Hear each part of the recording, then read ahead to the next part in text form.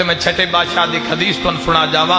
امام فرما رہے ہیں جویں مومن قبر اچ داخل ہو سی 7 نور اس مومن دی قبر اچ داخل ہو سن.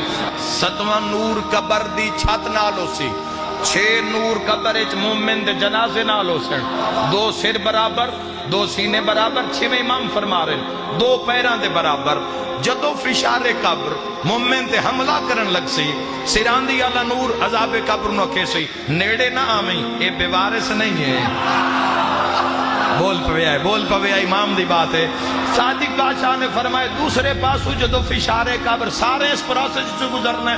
ہو سکتے ہے توڑے دل دی بے قراری زندگی دے گناہاں دے ازالے دا سبب بن جاوے. دوسرا نور رکھے سی میں نیڑے نہ آمن دے سا میں اس دا ضامن ہا.